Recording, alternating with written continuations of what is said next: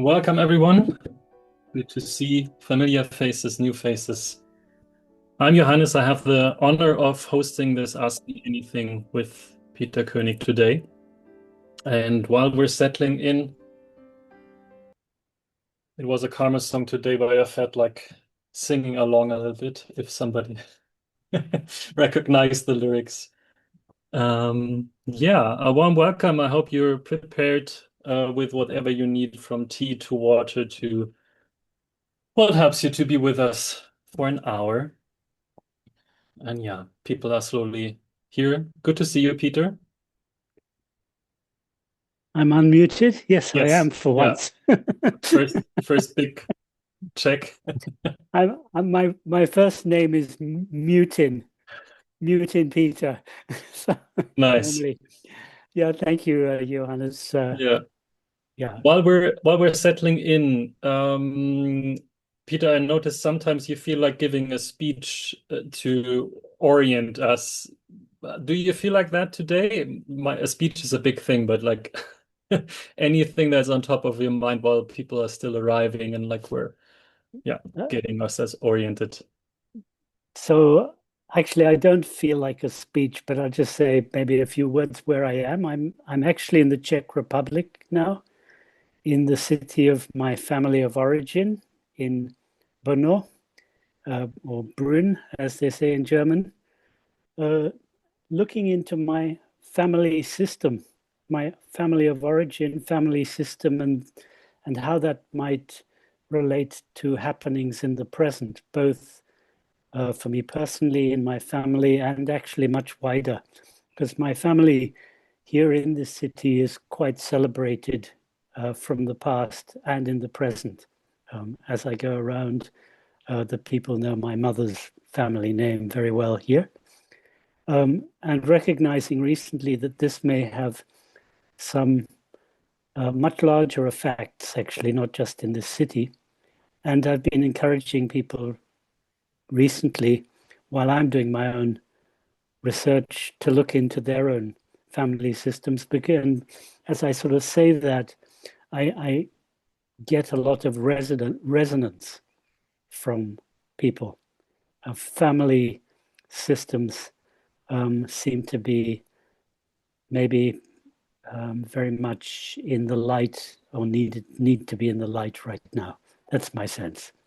So I introduce myself that way. The other subject that I'm really strong on at the moment is the question of, or the alert the allergic reaction that many people have to the word hierarchy.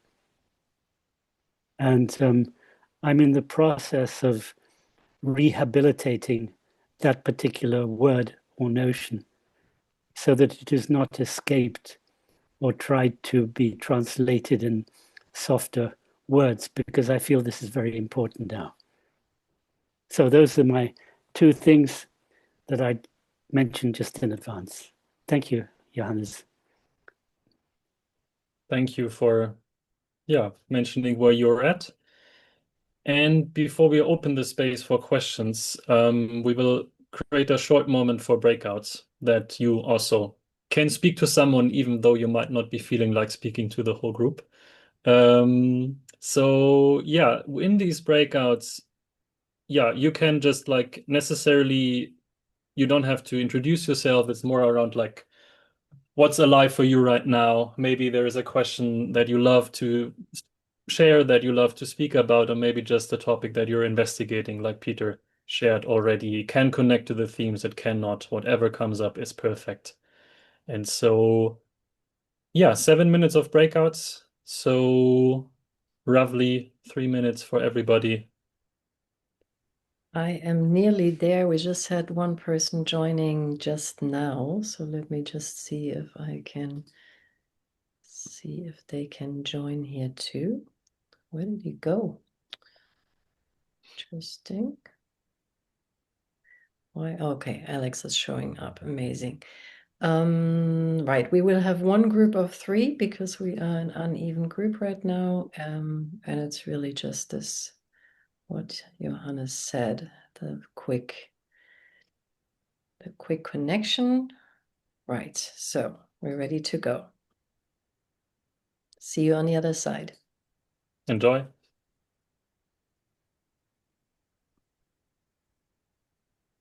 Good conversation in our space. So yeah, now I would open the floor to anyone who feels called to step forward with a question. So either raise your physical hand or digital hand.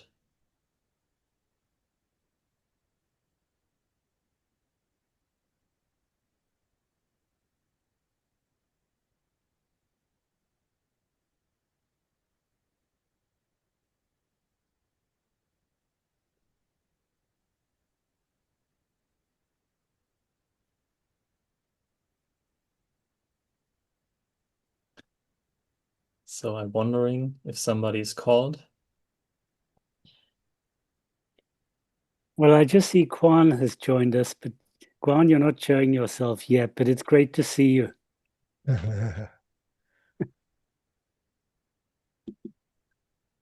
Hi, apologies. You see, I'm on the train. I just don't want to bother other folks. That's why I turn off my camera. But I would like to keep up with the community and understand what's going on. So thank you for letting me join you in the live. Welcome. Thank you. Good to have you. Yo, please. Hello. Hi, Peter. Hi, Hi, Johannes, Joe. everyone. Hi. I have a question, Peter.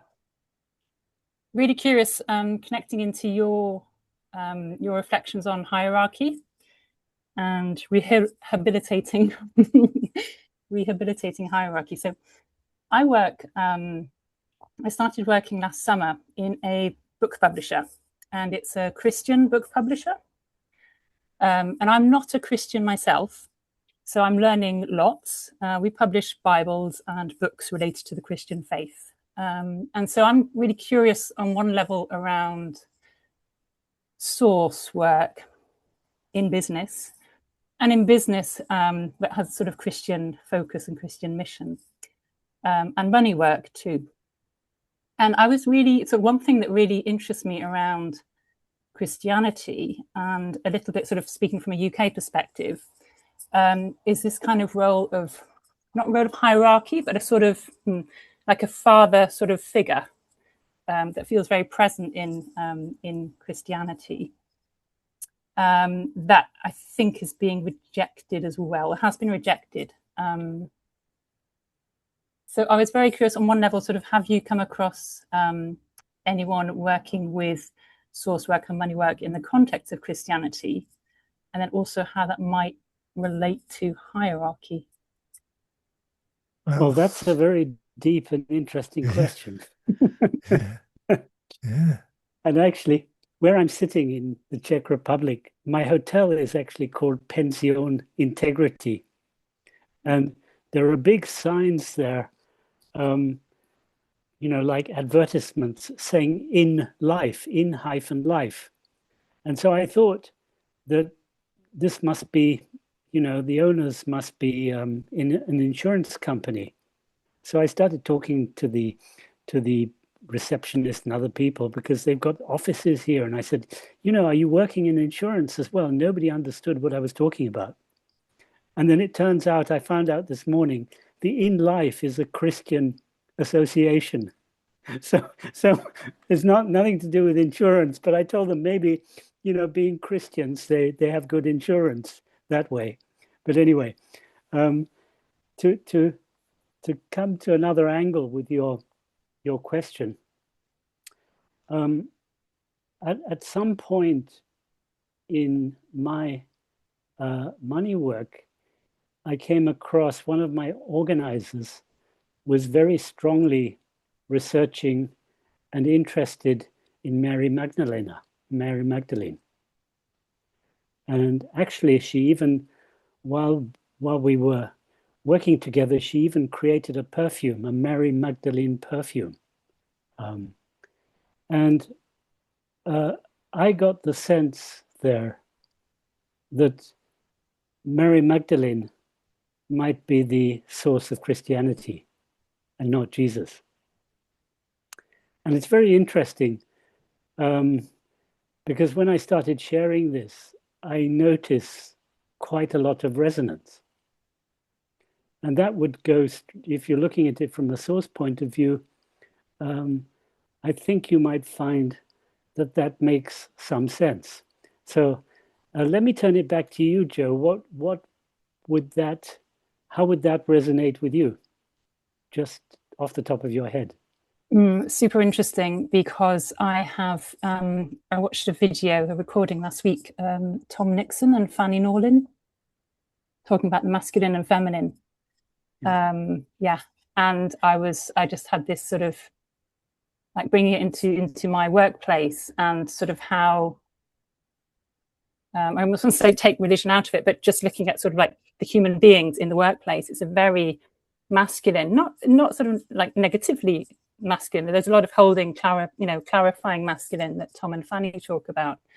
But I'm sort of questioning, and we have a very clear connection to the source. Our founder founded the organization in 1698. It's a very sort of, there's a very kind of, it's a very long history, very clear connection. It's a very sort of masculine feeling history. And I was curious about this from sort of thinking about Tom and Fanny's perspective on like what is the feminine in this. And as as an organization at the moment, I'm that does feel slightly like it's been left to one side slightly. The sort of what's that creativity, where is that sort of that regenerative, sort of soil, what's coming up from the ground kind of thing, what's being created is missing.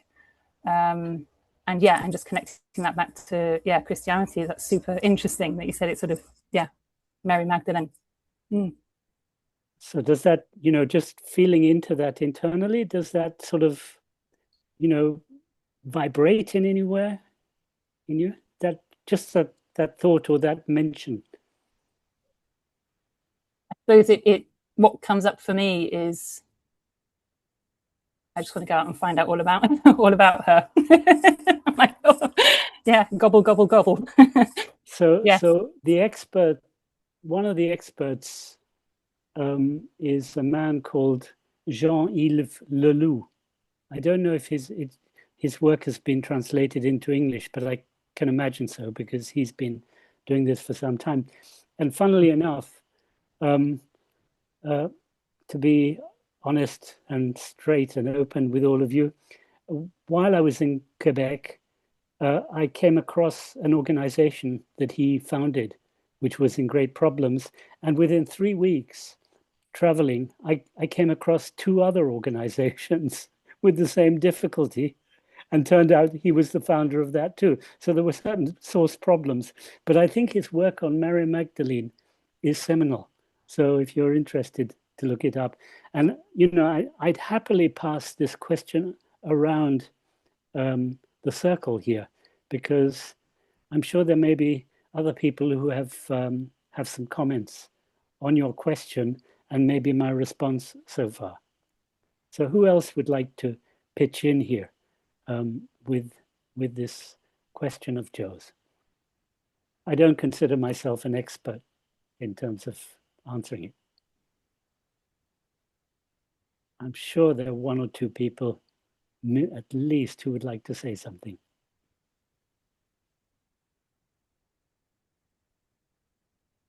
Or is everyone being shy right now? I'm actually looking at you, Valerie. Well, I'm not an expert too, but I've looked if he was translated in English, because his work is suggested, because I made a publication once in TTC, and you suggested that someone should dig in this question with him, because when you met him, you felt maybe he's the source of something around Marie-Madeleine. Yet I was wondering what you said around that, because myself, I would like to go further, yet I did not. And I was looking for translations in English of this video or podcast, but I could not find. And it is another topic, but this weekend I've been around a Pentacosta, you said, Greg, yeah, right? Pentecôte. And I've been listening to another man who is so connected to his orthodoxical Christianism. And it was so incredible because it connected me to my roots, my family roots. So at the beginning, when you introduce you and when you are where you are connected with your family and this, I mean, in the East more than in the North, I really felt many things around these links and to relate with the great whole, with the great mystery and with our humanity. And I could feel there is no hierarchy at all, not in the sense of who's the leader of what else, but I really could feel a kind of a reconnection with myself, with my bigger me, not just my humanity, you know, feminine or masculine, whatever. And it really had no sense this weekend. And I was so connected with the whole, knowing that they are in nature hierarchy. Like now I'm going in a place where there is chicken, and I did not know, but they are dominant one. And if the dominant chicken is killed for any reason, another chicken has to take the place of the leader and the dominant part. And sometimes it's bad for doing that because but nature tries to change and to take the place because this spice is made for having clear hierarchies. And yeah, it's as we say in Japanese, it's mechakucha. It's like I'm chatting around many things, but it was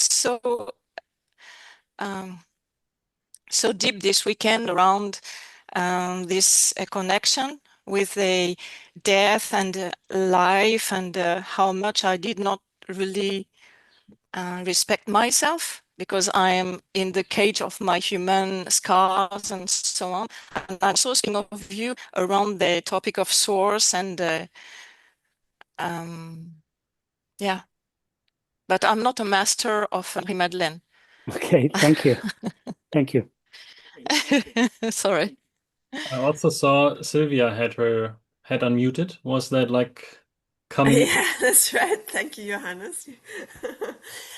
Actually, Peter, I would be curious, what kind of risk did she take that she could be the source of Christianity? What risk? Or what step did she, or where do you see? Oh, I see.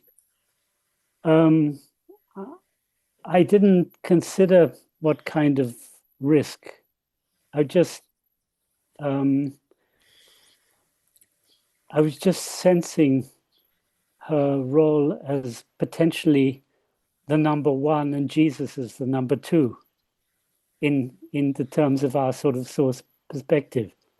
You know, he's out there doing all the stuff, getting recognition, but it sounded like in the background she had a kind of prime role in the way that the relationships was being described. So that was, I didn't consider it in terms of risk at that point. Okay.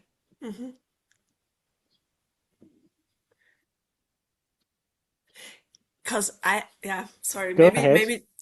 a little adding to it, because I thought maybe Christianity was born when Jesus died. I had this intuition at Easter this year, because I listened very closely to what was the story in the church, and what is mentioned is that Maria Magdalena was in front of the cave, and yeah, but that was my research path. So Well, I and can't. I do feel a resonance with Right. Mary Magdalene. Yeah. Thank you. So, Thank you know, you. I haven't done any sort of research on timing or anything like that. I just, but I, you know, having heard when this is said, people seem, and particularly women, but not only, seem to resonate with this. There seems to be some essence in that subject, which has strength, which has potential. That's why I mentioned it, Joe. Thank you. Patricia, you want to come in here? Yes. Please do. It's interesting because there is a link. It showed in me a link between the subject of hierarchy and Christianity. When you mentioned, Peter, the subject of hierarchy, as some of you know, I'm working with horses, or I'm working with people, linking them with horses. And often when I ask myself what is natural or what is normal, I look at the horses. And in a herd, there is always a hierarchy, but the hierarchy is natural, not as human hierarchies. There is always a leader, a feminine leader, and a masculine leader, and they work together. Normally, people think the stallion is the leader, but that's not correct. The Wasserstute, the feminine horse, is leading by confidence and shows the direction, and the masculine leader, the stallion, is protecting and pushing from the back. And so they work together as a team. And when I brought this together with Christianity, indeed, there were many years I studied the history of Christianity and of Maria Magdalena.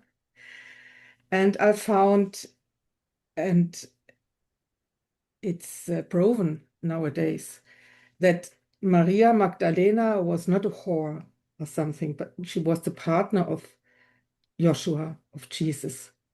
And they teach together. I don't know if it's possible that a couple can be a source. I don't know. But that's proven that they work together. And there were other women, apostolinnen. I don't know the English word for apostolinnen. Oh, apostles, yeah. Yes. And the Concile of Nicaea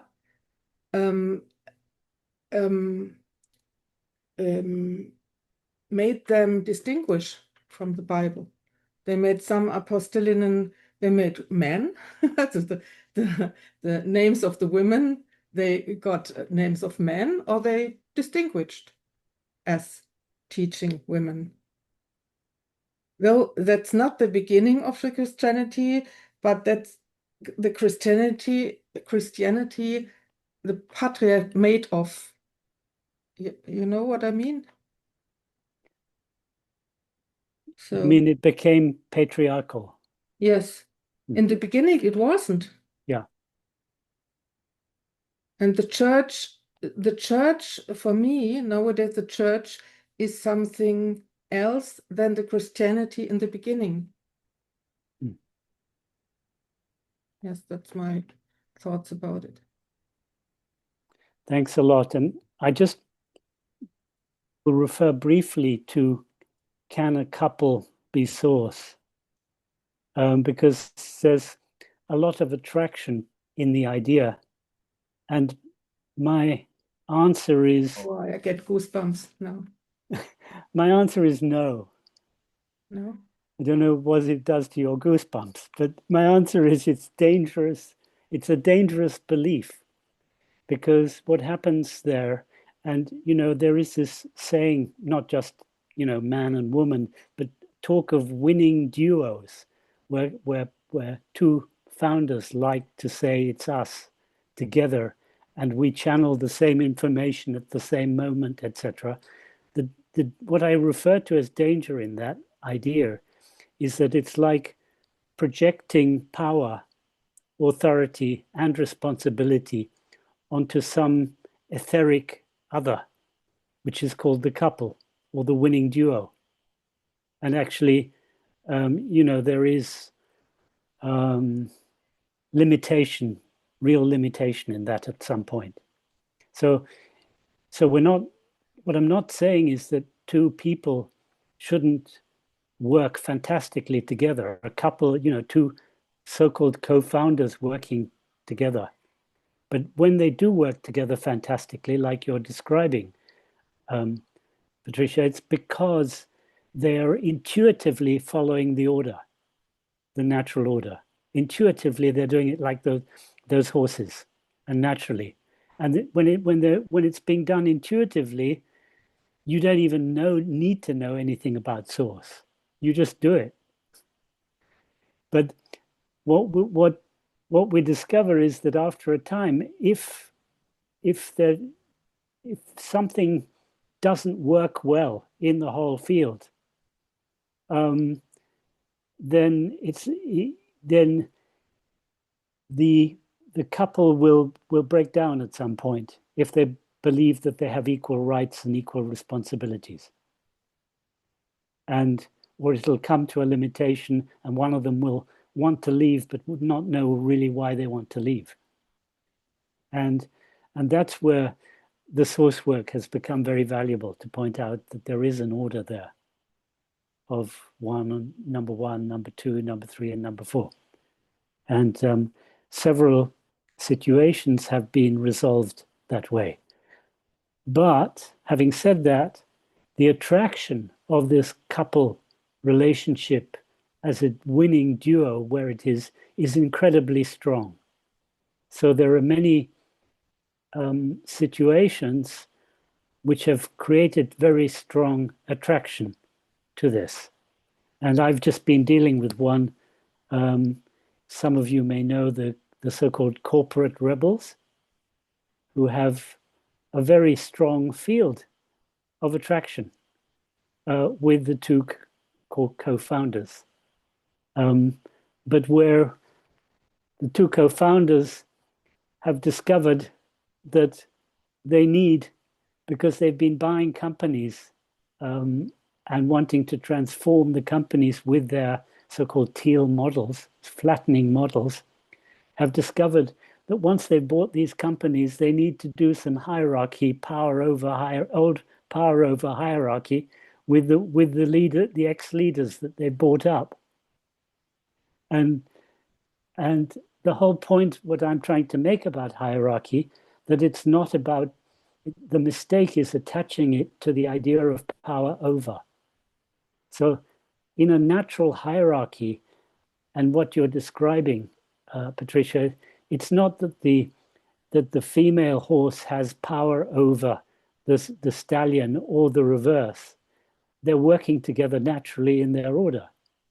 And this is what's needed to point out in my rehabilitation right now, that hierarchy has nothing to do with having power over anybody else in the system. It's just total and utter respect of the natural order. That's all. And respecting everybody's power actually in the system. May I add something? Yep. As you said, there is number 1, 2, 3, 4. I thought in this natural order, there isn't number 1, 2, 3, 4, because even the leading is a role, not a kind of a power, as you said, about it's just a role. Leading is a role. So as occupying for something else is a role. Yes, but the roles are not, there is a, what I'm claiming here, Patricia, is that there is an order in that role. Yes, yes, of course, yes. So that's what I'm referring to, 1, 2, 3, or 4. It's in other words, not, if you go to the other horses, you've referred to number 1 and number 2. Yes, yes, I understand what you mean. Okay. Yeah. Thank you.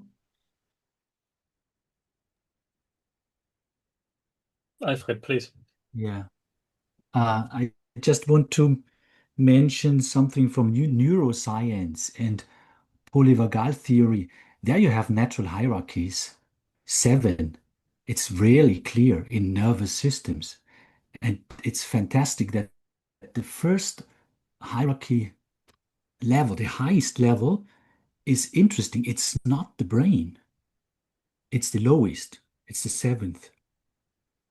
The first level of hierarchy are the receptors, the senses, who are feeling what is happening. So the first and highest level in nervous systems hierarchies, natural science, is the senses, the eyes, the ears. This is the first hierarchy level. And then it's going step by step by step by step. It's just an input from a natural science nerd. So maybe the source, who is she or he, is maybe the most sensitive sensor out there in the field. And she's sensing a need. She's sensing an idea, a clue, what is needed or what is happening, what is going on. And then she's informing the rest numbers second. So the lines, which is going then into this neural setting, and then they say, hey, we have to do something. I don't know. It's just a funny story which I'm telling. Maybe I hand over to Nadia. Thank you, Alfred. So, this is interesting because honestly, I don't really care much about Christian mythology and religious studies, but now I'm intrigued somehow. I notice myself intrigued, and I'm wondering, Peter, can you say a bit more about what made you think that Maria Magdalena might be the source of Christianity? And then also, when we look at it through the lens of source, she's been usurped, if that was the case, right? And history has been rewritten with her written into a very sidelined and very undignified position. And what does that mean then for what we see in Christianity today? Yeah, I mean, to tell you the truth, I haven't really researched this in terms of being able to answer your questions. And I think Patricia has much more researched this. And I'm not sure if I even remember where I came to the idea. And when I was just, it was like something that touched me in the way that my organizer, Martine Lapointe in Quebec, had this very deep relationship with her. And, they come from, Quebec is very Christian. There are monasteries or nunneries or, convents, large convents in the city. It's very Christian in that sense. And something there was that devotion at that moment to her seemed much stronger than to Jesus. It's like Jesus wasn't even really mentioned.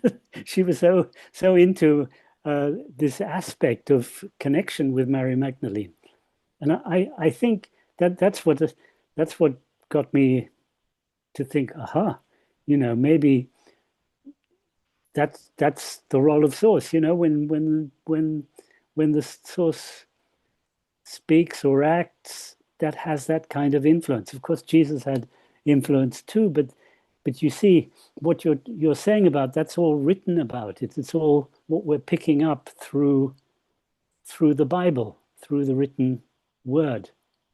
And that would be my question right now from this discussion. How whether there's this resonant feeling of connection towards Jesus, rather than what Alfred is starting to point out, than more a mental connection related to what's written in the Bible in comparison to Mary Magdalene. That would be my sort of area of research. if one were to research this much deeper and further.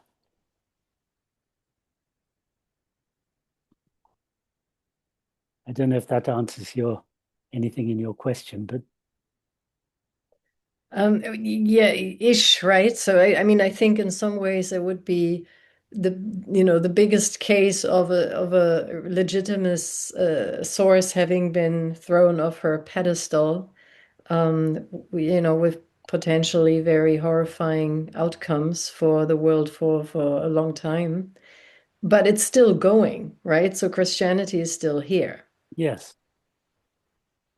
Yes, and of course, the Catholic Church in particular is drawing still masses of people. And how much those people are actually in their own source is a question. And I'm not saying they aren't at the same time.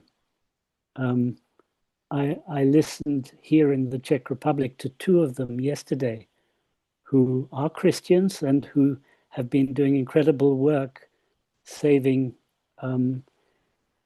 children and saving other people in Ukraine right now. And they are obviously Christian. And when they spoke, they were obviously connected to source and calling. So I'm not saying that is not the case.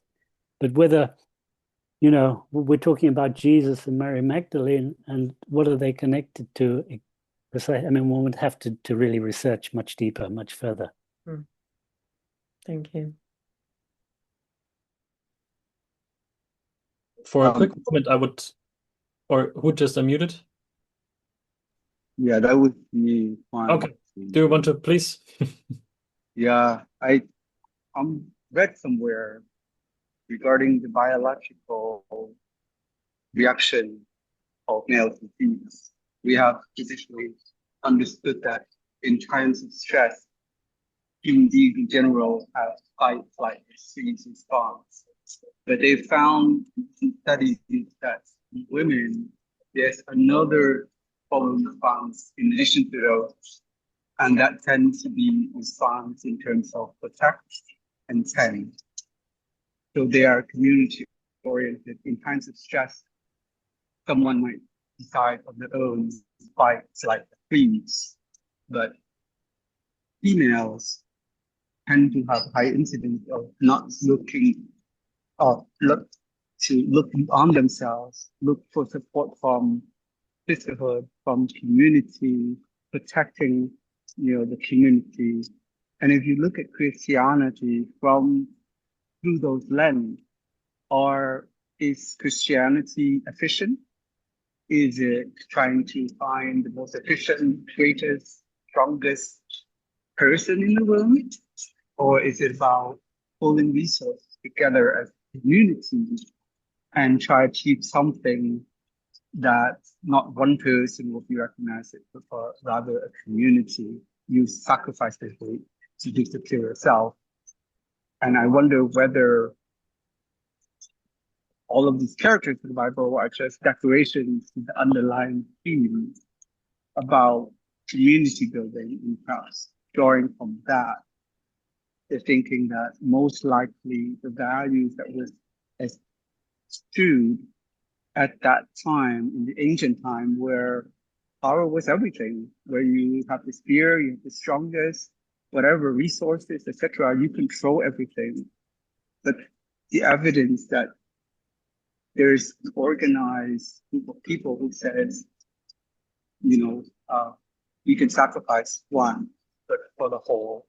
And I wonder whether that could be an indirect evidence that this was a matriarchal input into the Christian kingdom. I mean, you minus all of these declarations of the names and places and commandments, and it's all based down to that. If you remove the community church feelings, you don't have Christianity. That's my thought.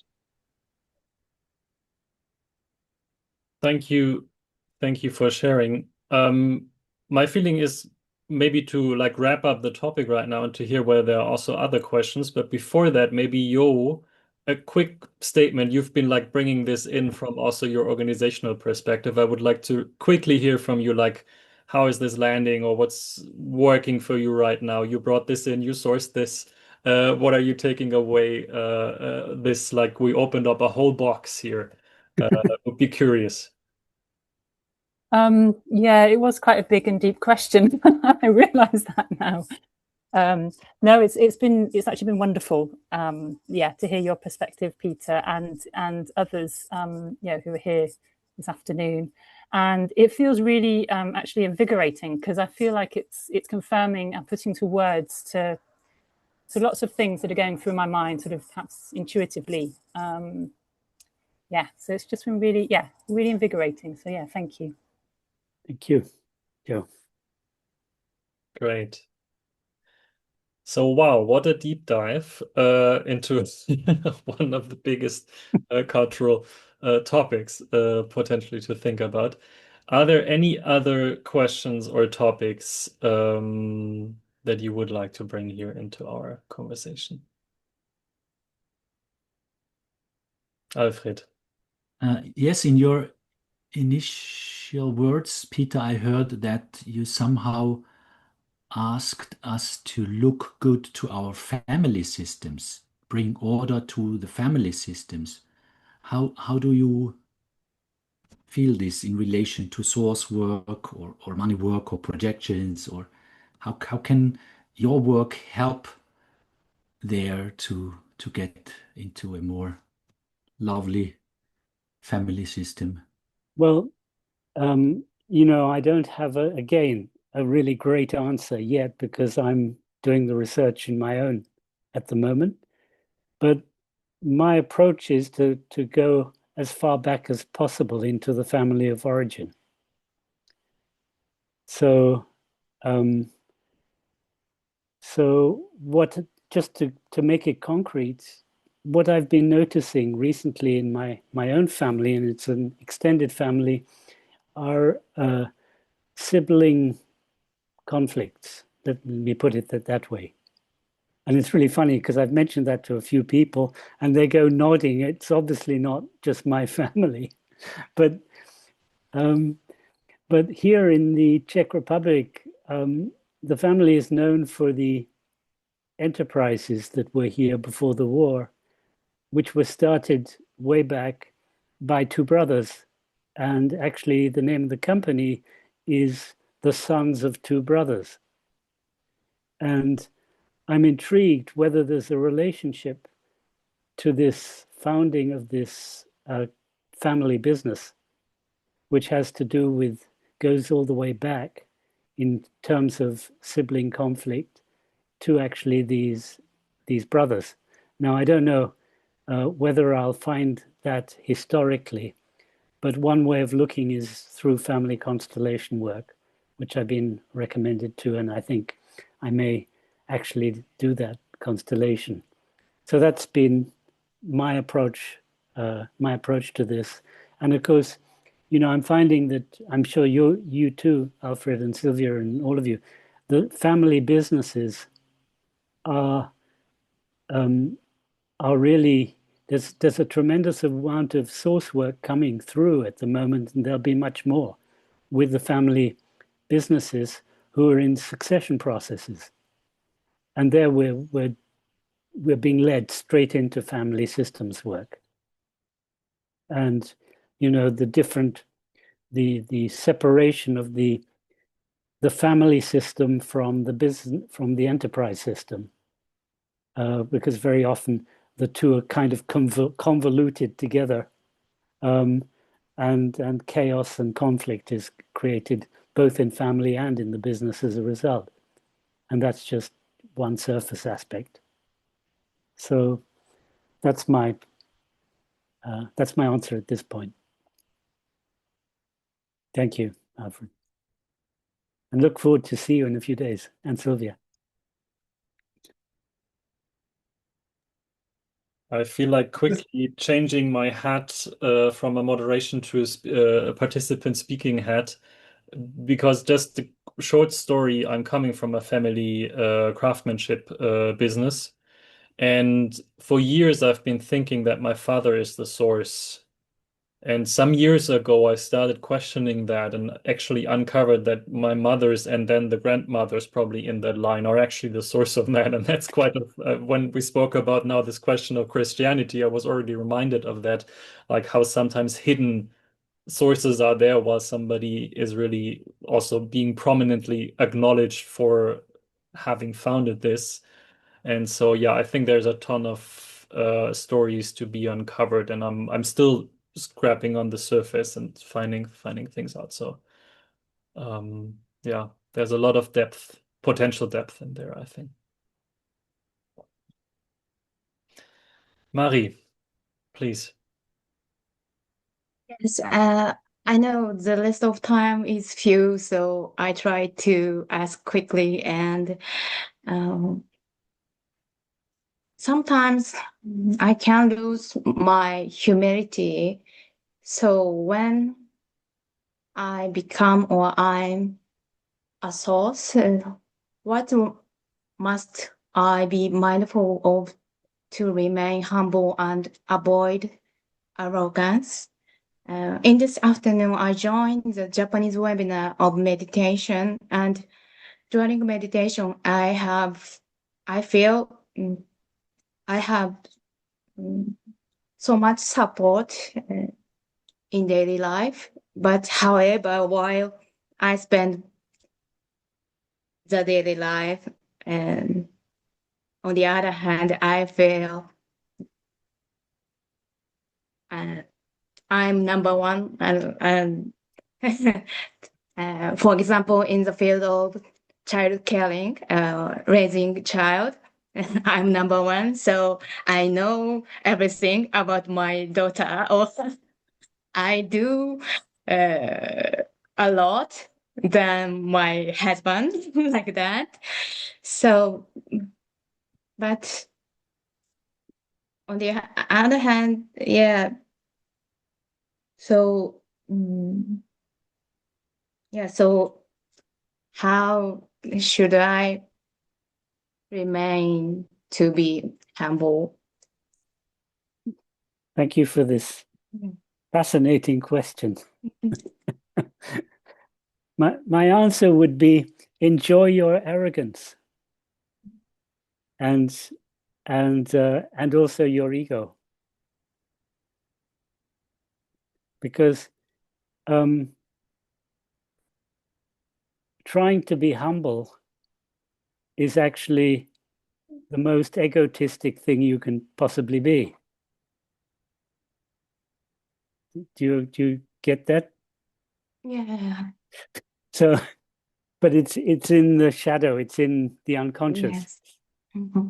So to be a good source actually requires you to be consciously and responsibly in your ego. And that's actually quite a humbling thing to be doing. And also where it's necessary to be arrogant. So, I'm sure everybody else in the room enjoyed while you were saying how you are treating your daughter, how you're being with your daughter as source of, I presume, of the conception of your daughter. So it's like, I don't know, is this coming across? Do you understand what I'm saying? Yes, I understand. Yeah. So, and yes, sometimes I'm really struggle to be humble and to stay light side, but sometimes I quickly change the position to the shadow side. So don't try and be humble. Give up trying to be humble. Just be yourself. There's, trying to be humble is like a false humility. It's not a real humility when you're trying. So just allow it to be natural and move with your arrogance if you feel like being arrogant. It's no problem. So, other people might not like that, but that's their problem, not yours. Thank you. Thank you for your kind advice. Thank you. Thank you. Thank you for your question and your honesty, really. Yeah. All right. So with arriving at 7 p.m., at least on my time, it's time to close. So thank you very much for being with us and this broth of topics that we have covered. So unmute yourself and find somebody to tickle in the ties next to you. Thank you very And much, say goodbye. Johannes. And goodbye, and thank you, Johannes. Thank you, Thank you. It Johannes. was a Holding pleasure. Thank you, Hannes. Cheers. Bye, Thank everyone. you. Yeah. Bye bye. Yes. Bye bye. Bye bye. Oh. Bye.